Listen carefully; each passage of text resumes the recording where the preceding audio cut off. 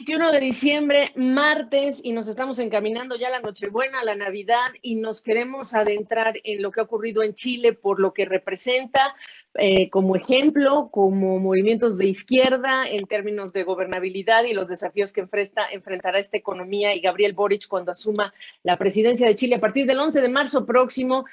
Finalmente pudo Fernando Lozada, Oppenheimer and Company, hace tiempo no hablamos. ¿Cómo has estado, Fernando? Muy bien, un placer estar en tu programa como siempre, Gabriela. Oye, dime una cosa, cuando tú hablas con la gente sobre Chile y hablas de las fuerzas políticas, ¿cómo defines a Gabriel Boric? Porque hay quienes hablan de la izquierda progresista, ya estaba yo leyendo al expresidente Correa, luego te pones a ver lo que ha sido Lula y todas estas fuerzas de izquierda, y luego ves que hay un poco de todo en esta combinación política. ¿Cómo la describes tú cuando te preguntan qué es Gabriel Boric en cuanto a ideología?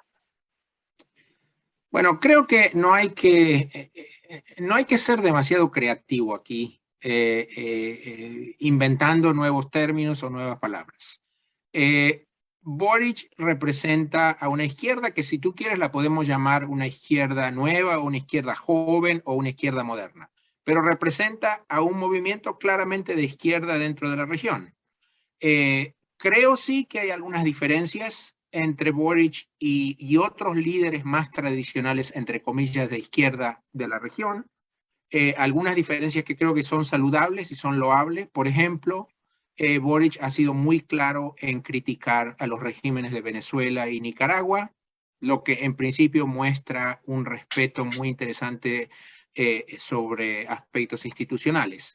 Pero cuando uno escucha lo que es el programa de gobierno de Boric, después podemos hablar si esto es implementable o no, pero el programa de gobierno es claramente un programa de izquierda, es un programa progresista, como quieras llamarlo. Y eso es muy importante porque vamos a escuchar estos términos y yo ya no sé si realmente caben estos términos por cómo están las cosas, Fernando. Ahora, estamos hablando tú y yo un día después del trancazo que recibió el peso chileno, del desplome que se dio en la bolsa, en el índice Lipsa, en la bolsa de valores de Chile. ¿Qué explica esta primera reacción y qué estás viendo el día después? Bueno, la reacción del mercado, como tú sabes, fue mala. Ayer, hoy a la mañana, martes por la mañana, en el comercialización de activos, por lo menos temprana, hay una pequeña recuperación, pero todavía estamos muy abajo de los niveles que habíamos visto antes de la elección. Si Boric era el favorito, ¿por qué pasó esto? ¿Por qué cayeron los precios de los activos de Chile? Creo que esto pasó por dos motivos. En primer lugar, porque el margen de victoria de Boric fue mucho más amplio que lo que decían las encuestas, el doble o más. Y en segundo lugar, la participación ciudadana en la elección fue mucho más alta. Entonces, yo creo que el mercado interpretó que el mandato que recibió Boric era mucho más poderoso de lo anticipado, y esto podría darle más fuerza para imponer una agenda un poco más extrema. Ahora bien, no hay que perder de vista que Boric, durante la campaña entre la primera votación y la segunda, moderó mucho su discurso. Eh, entonces, la pregunta importante, creo que es la pregunta crucial de aquí hacia adelante, es si esta moderación de Boric en el mes que pasó entre la primera y la segunda ronda fue simplemente una estrategia de campaña muy exitosa porque le sirvió para ganar la elección, o si esto es realmente un cambio de orientación más genuino, más profundo. La reacción del mercado del lunes parecería indicar que fue lo primero, que el mercado dice, bueno, no estoy seguro de que le crea, de que este señor se ha movido hacia el centro. Y la realidad es que los elementos fundamentales, básicos del programa de Boric todavía siguen estando ahí en pie. Nadie en ningún momento, ni el mismo Boric, ni nadie del equipo de Boric ha dicho, bueno, este aumento descomunal en la presión tributaria que nosotros estamos planeando, ahora nos olvidamos de eso. Recuerda que están proyectando un aumento en la presión impositiva de por lo menos 5 puntos del PIB. Eso es aumentar la presión tributaria en un cuarto de lo que es, o casi un cuarto de lo que es hoy día. Es un aumento muy importante, a pesar de que vaya a ser implementado durante los próximos 4 años. Tampoco nadie ha dicho que el deshacer el sistema de pensiones privadas lo hayan olvidado, eso todavía sigue en pie. y tampoco se ha modificado el plan de introducir cambios a la estructura regulatoria, fomentar inversiones verdes, etcétera, etcétera. En ningún momento esto se abandonó. Así que hasta cierto punto yo creo que la reacción del mercado no fue errónea, porque hay todavía mucha incertidumbre de política. Y El tema importante, sí, discúlpame. No, solamente decirte que por ello es muy pertinente la pregunta que se han hecho muchos, ¿qué Gabriel Boric va a gobernar a partir del 11 de marzo? Exacto. Aquí yo creo que el tema no es tanto si se necesitan cambios o no.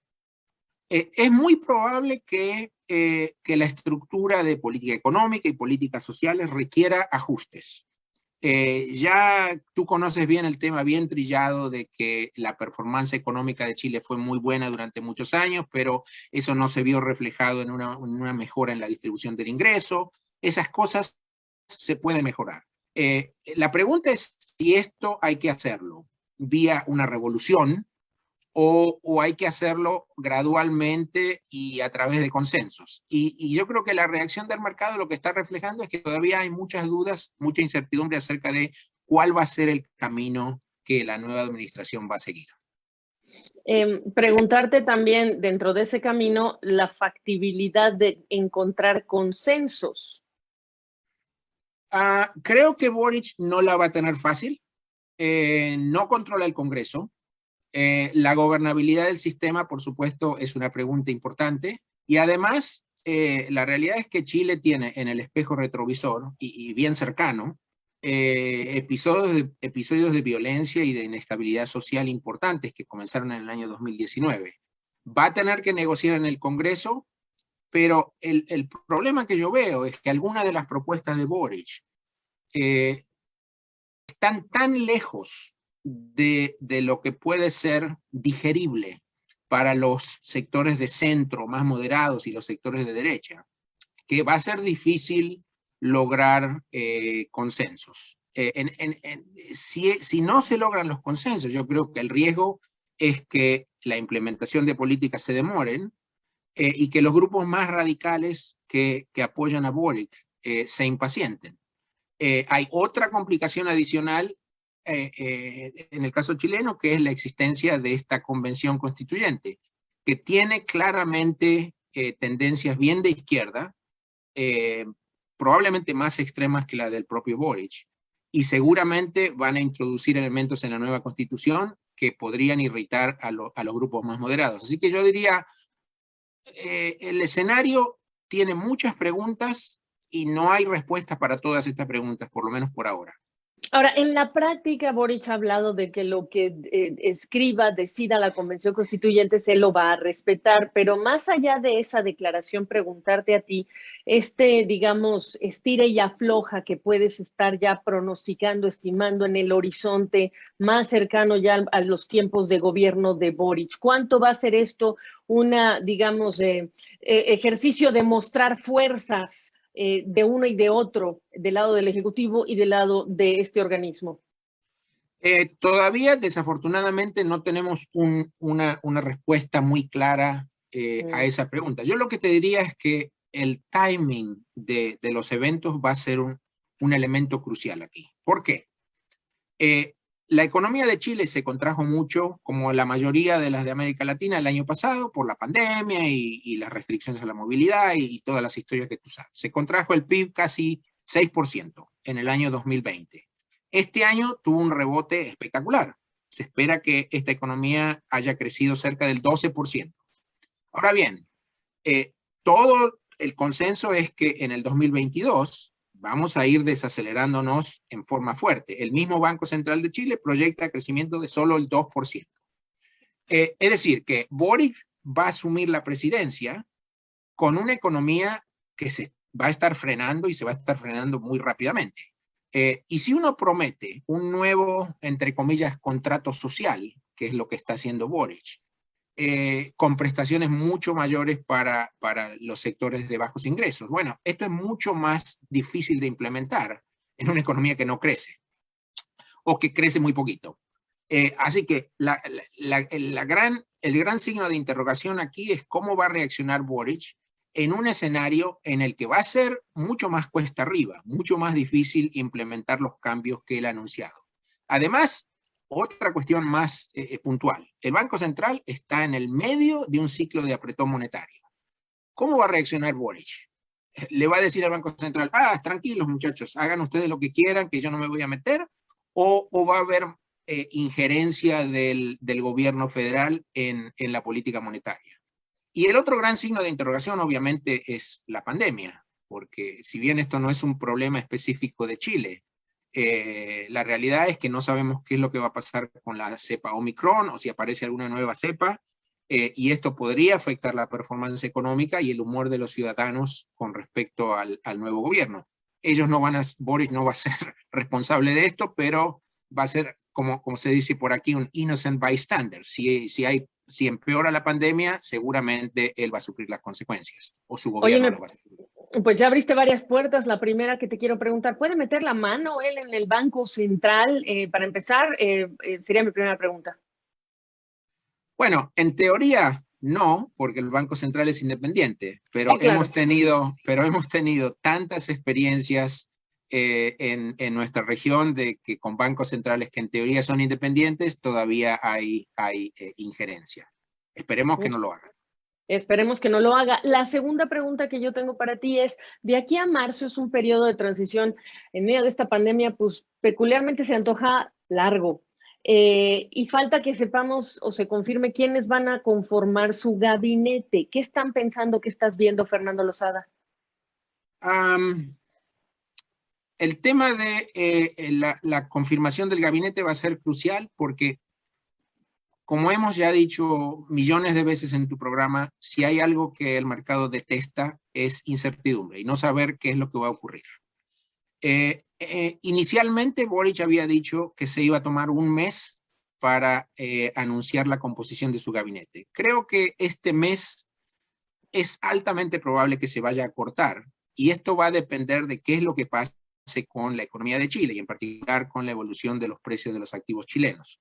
Si lo que vemos es mucha presión sobre el tipo de cambio, sobre la bolsa, sobre los precios de los bonos, yo creo que Boric va a tener que apurarse y anunciar quién es el nuevo ministro de Finanzas, por lo menos, en las próximas 2 semanas. Hay varios nombres que están circulando por ahí, algunos mejores que otros. Yo no he escuchado ningún nombre que genere demasiado miedo, por ponerlo así. Hay algunos nombres que yo creo que son de economistas muy respetables, con experiencia, dado que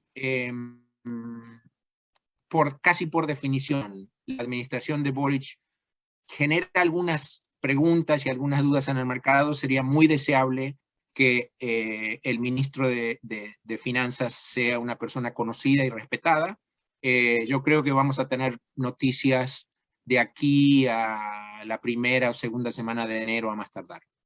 Porque esto es muy importante. Ahora, Fernando Lozada, preguntarte también, el entorno externo, ya dijimos esta incertidumbre por la pandemia que tiró a los mercados hace ya, el lunes, pero también ya con la variante Omicron hubo también este pesimismo por la incertidumbre que regresa. Preguntarte, precio del cobre, los vínculos de Chile con China, la economía china que está desacelerando, que tiene sus propios problemas, etcétera. ¿Cómo se ve el entorno externo conectando a Chile?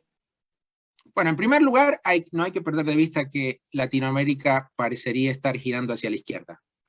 Y podría girar aún más el año próximo. Como tú sabes, hay elecciones en Colombia y en Brasil, con pronóstico todavía incierto. Creo que la performance de Boric durante su primer año de gobierno va a ser, y quizás durante los primeros meses de su gobierno, va a ser muy, muy importante para el resto de la región, porque va a ser una suerte de efecto de demostración para el resto de América Latina. Si el plan de reformas sociales de Boric es exitoso, esto va a ser el gran ejemplo y le va a dar mucha energía a otros movimientos de izquierda regionales. Si fracasa, esto va a ser usado obviamente por grupos de centro, por grupos más de derecha, como el gran cuco regional, como el ejemplo de lo que no hay que hacer.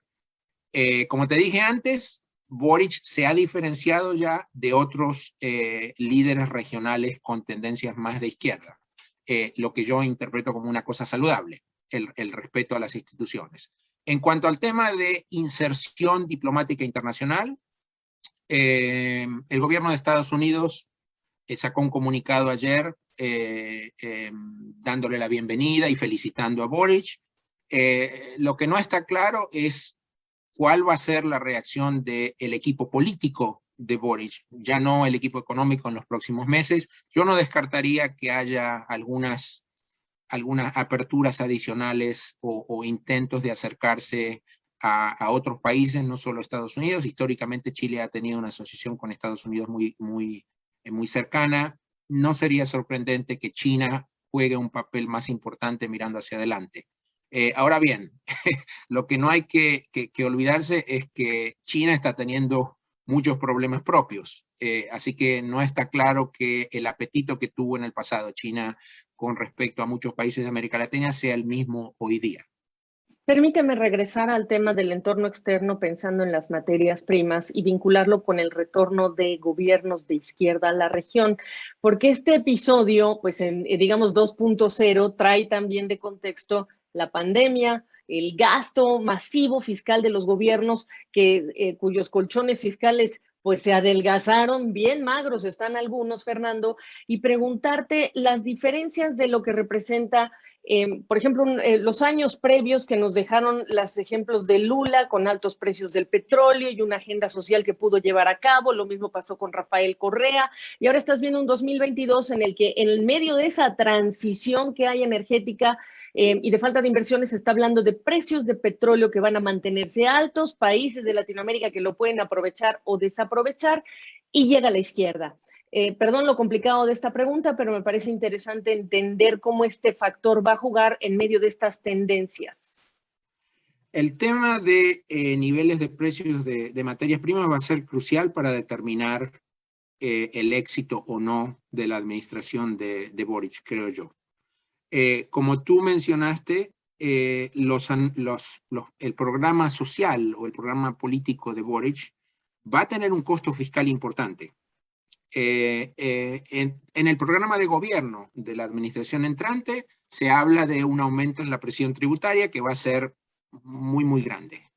No está claro que, sobre todo en el corto plazo, y sin tener un control mayoritario del Congreso, Boric vaya a lograr que el Congreso le apruebe este aumento impositivo tan fuerte.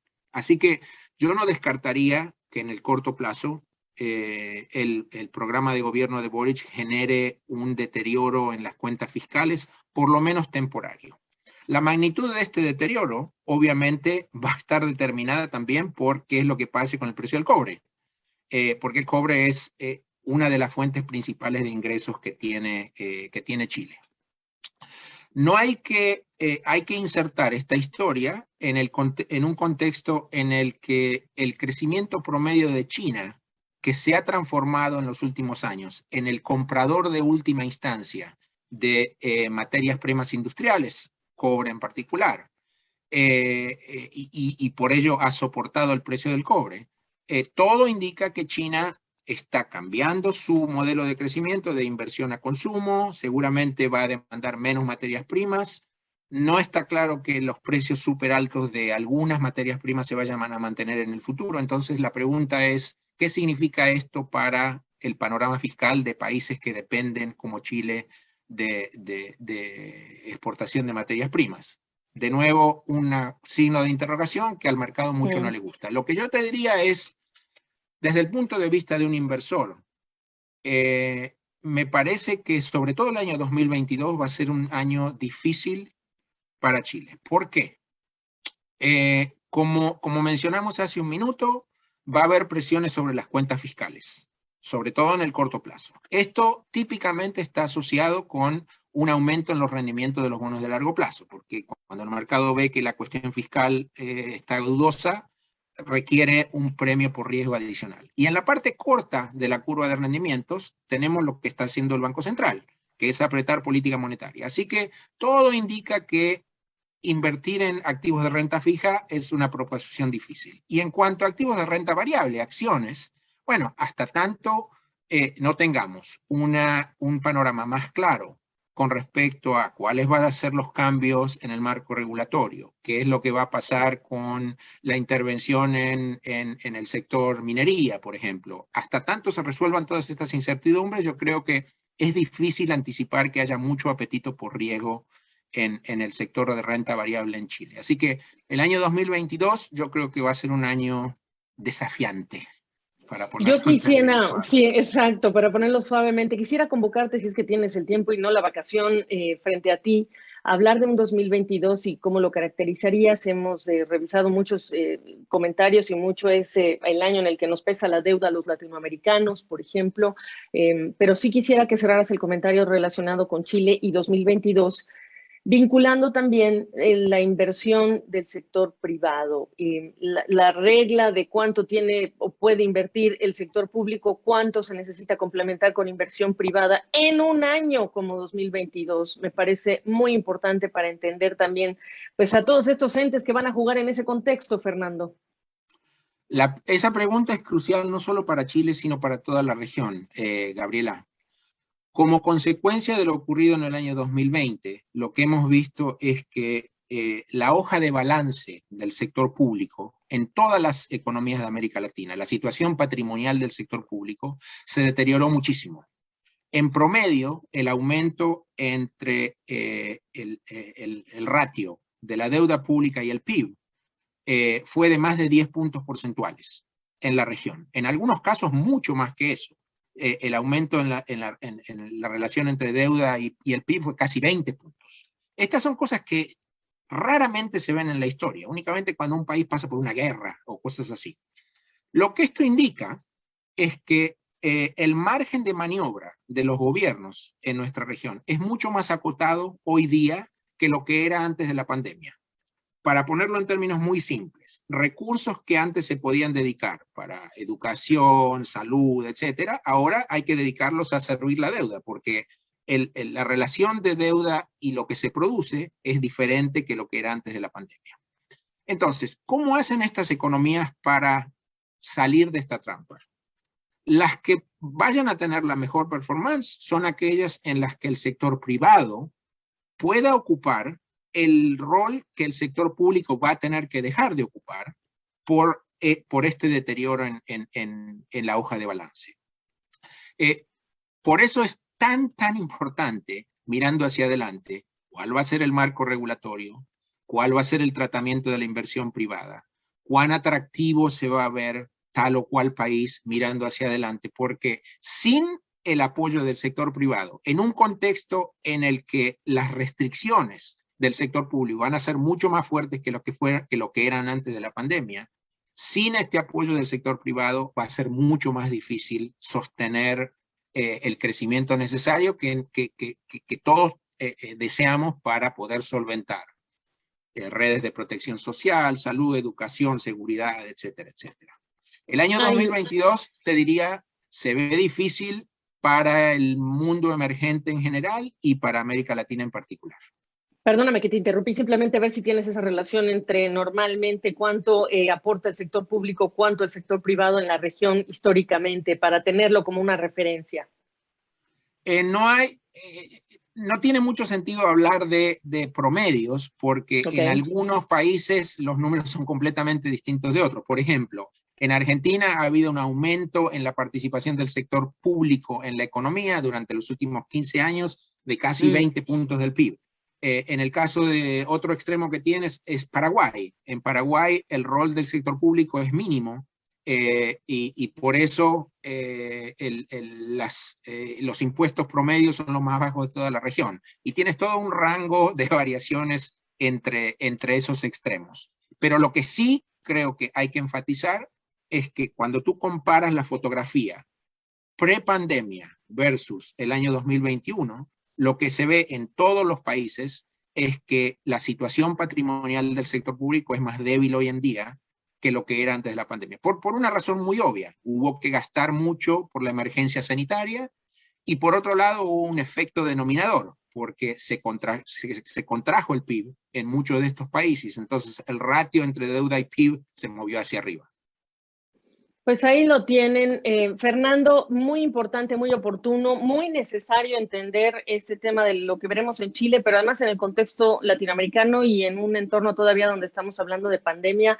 Si no te veo hasta enero, agradecer todas las colaboraciones que has hecho para nosotros, por nosotros y en nombre de mejor entender lo que pasa en el mundo emergente y en Latinoamérica. Te mandamos un abrazo y te deseamos mucha salud y prosperidad a ti y a los tuyos, Fernando. Un placer, como siempre, hablar contigo, Gabriela, y felices fiestas para ti y para toda tu familia. Muchas gracias. Fernando Lozada de Oppenheimer & Company.